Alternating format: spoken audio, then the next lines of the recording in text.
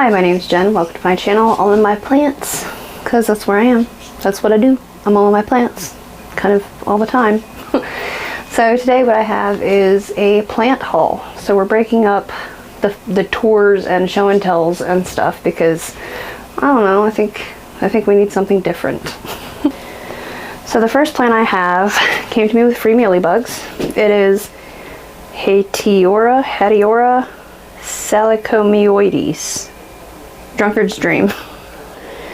It looks a little rough because I treated it for the massive amount of mealybugs that I found on it, which I am not seeing any now. If you're curious as to how I treated it, I got a toothpick and Captain Jack's Dead Bug brew. I was looking to see if I had a bottle. I was going to show you what it looked like. It just got a red label. But anyway, I believe it's like a bonide, maybe, product. So I used that, and I sprayed the whole thing down. I picked off all the mealybugs I could find, any remnants from them, you know, any of that stuff, and I put it in a systemic. So it has been repotted. It's suffering a little bit from that. But anyway, Drunkard's Dream. It's a pretty cool plant, I think. It has a weird sort of growth pattern. It's mostly upright. This one has not quite recovered its uprightness. But it's called Drunkard's Dream because if you look at these little segments, they look like an inverted bottle, like an upside down bottle, like right there. But it's interesting. And I do kind of, I'm not the biggest fan of cactus and succulents. All of my cactus and succulents are in one little container over here under a bright light. That's all of them.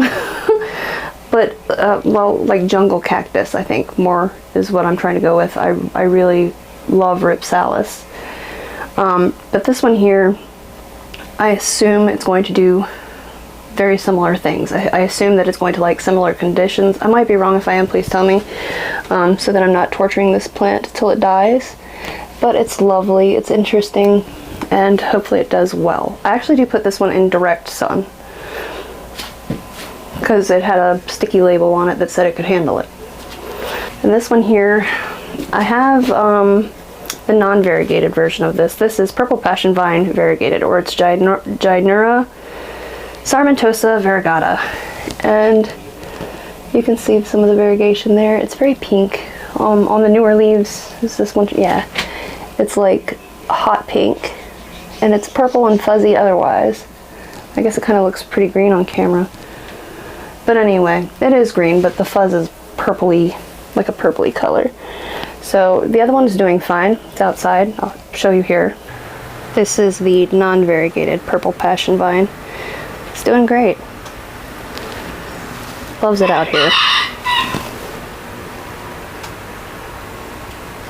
Yeah, it's doing good. So the only thing with this one is I can't make up my mind. Do I want to pot it with the regular, or do I want to pot it separate? The variegation is interesting. It's a cool plant. The other one's growing really well, so I'm hoping this one will do as well. We'll see. Hopefully I won't kill either one of them. No, the other one's fine. I think this one will be too. And then you might have already seen this one in the Philodendron show and tell. Maybe not the last video, but the one before that, part 2, I believe. But this is the Philodendron adabapoense. I just acquired it this month, so that's why I'm showing it, even though it's already been in a different video. We're a little bit out of sync. But it's such a nice plant. That's the front of the leaf, and the back, the leaf back. It's very pretty. It's kicking butt with this new leaf. It's going to be a pretty good size, I think. From what I can tell, the base of it's down here somewhere. So, yeah. Still growing little yellow mushrooms. I keep plucking them out of there because, once again, I have not gotten around to repotting this or treating it properly. It is pretty dry, so I'm like surprised that there's, I think it's the substrate is really conducive. I don't know. We're gonna figure it out. But yeah, so there's that one, Philodendron adabapoense. Did I even say what it was? Can't remember. I'm all over the place today. Calm down on the caffeine. Okay. And I got this guy. It says Mary Maria Syngonium podophyllum, which I've had this plant before and it didn't go well. So I decided to replace it. Like, this is a newer leaf. It's kind of pinkish when it's new. And as it ages, like there's another new-ish one. As it ages, they kind of harden off to a sort of muddy color. Like a greenish, brownish, I don't know, you can kind of see there. And I don't hate it. I had this plant, and what I did is I took like a long trough planter, and I put a whole bunch of different kinds of Syngonium in there. I had this one, Confetti, Berry Illusion, Neon Robusta. I can't even remember what all, White Butterfly. And I just, jammed them all in there, and they looked great. Until what happened, I couldn't tell you. I don't know if it was pests or what. Some of them I have rescued. Like they've come back. But overall, this one is one that did not. Overall, it just didn't do well. So that finished my trough planting of Syngonium. That wrapped that up. Didn't go well. Not for long anyway. But yeah, so I'm going to try this guy again. And then the next one I got is this guy here. Senecio macroglossus rubber ivy. Which you can see a lot of these have been repotted. These are pots I get somewhere else. But I repotted them because they were drying pretty well instantly. Some of them are still living in the cabinet for now until I can make room for them outside. If you've seen my greenhouse, it's a mess. I really need to get in there and tidy up and organize. But I've not yet. But yeah, so the reason I got this guy is, it's lovely, obviously. It's kind of got thicker, more succulent leaves. Actually, it's thirsty. But it's got thicker, more succulent leaves. And I don't suppose that this will have the same problem with like spider mites that Heuchera helix does. I could be supposing wrong. I've never had this plant before, but I love it. It's pretty. It's pretty. So I'm hoping I do well with it. Yeah. That's so pretty. Like, I guess if you're a fan of ivy, maybe try this one. So far, no issues at all. No issues with it. And I don't think I've had it that long. I really haven't. Maybe a week. But a week is usually enough to let me know that I have spider mites on the regular Heuchera helix. So yeah, we'll see how it goes. And then I got a Hoya because I couldn't help myself. This is, it just says Hoyavaragata, which there's a few different types of variegated carry. And this is the outer variegated, so I guess it's the albo marginata. Is that what that's called? But there's also one that when the leaves come in, they're variegated, and then as time goes on and they harden off, you really couldn't see any variegation. This is not that one. These are older leaves. They're quite hardened off, and actually the variegation is brighter as they age. Like this one is new, this one is new, and it's got a couple more little new ones growing. So I hope this one does well. Carry is, or carry, however you say that, isn't my favorite, but I do like it. It is a good grower. I have the green version already. It's got water spots all over it already. Hasn't even been here a week yet. Maybe a week. But anyway, so it's a good grower. How can you go wrong with it? And it's pretty. So it's now part of the Hoya collection. And then, as I've mentioned, I'm really into the jungle cactuses. This is a Ripsalis. This one is Agudoensis. Agudoensis? I guess that's how you'd say that. It's a lovely one. Lovely. Pardon this little guy. He broke off, so he's just kind of sitting there for now until he roots. But yeah, this is a native of Brazil, I believe. Native to Brazil. But yeah, I like how it's got these little paddles. I love Ripsalis. You might get sick of seeing Ripsalis, I'm not sure, or jungle cactus in general, but I do love them. So yeah, that's that one. And then this is another one I got.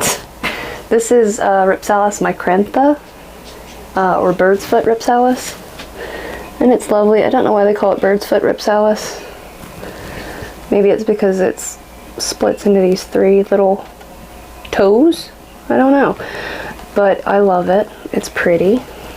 It's very pretty. I think most of these ripsalis said that they would tolerate bright direct light for shorter periods at least. I don't know. I haven't put them outside to try that, to test that yet.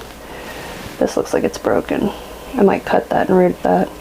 But anyway, this is that one. And then the last ripsalis I got, actually this is not, it's related to ripsalis, but it probably looks familiar to some folks.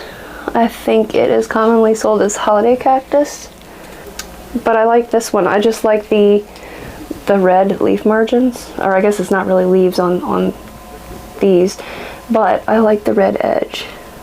You can kind of see it on most of it. And I think it's going to go away if I don't get it outside into brighter light. My other one I think it's Thanksgiving cactus. I'm not sure. They sun stress in a different way. They don't get the red around the edge. They kind of turn a purpley red all over the leaf. I'll show you that one. This is the other holiday cactus. It hasn't bloomed in a few years, but I don't really treat it as well as I should. I don't know, that color on the edge of the leaf. I don't care if it never flowers. I don't have too much problem getting holiday cactus to flower. I just kind of throw them in the window during that season. I don't know if it's the cooler temperature or the more natural light cycle. But yeah, they flower usually no problem. So it's very pretty. I guess this one flowered or had a seed pod on it. Something going on there. I don't know. But, so, and then I got 3 outdoor plants. I'm going to show you them too. This one here, it just says Caladium. Oh no, hold on, there's a tag. Cherry Tart Caladium. This is going outside. I have like a shade garden that I didn't actually mean to start. But yeah. So I'll actually show you that as well at some point. Maybe after I get the stuff planted in there, I'll show you. But yeah, that's pretty. My husband actually picked that out. He liked the pop of color, and I can dig it. I understand that. And then this guy here is a coleus, Fishnet Stockings it's called. And I just thought it was interesting. I have some other coleus that I've already planted out there this year, and it's doing pretty good. It digs it. Hopefully this guy will too, because it's interesting.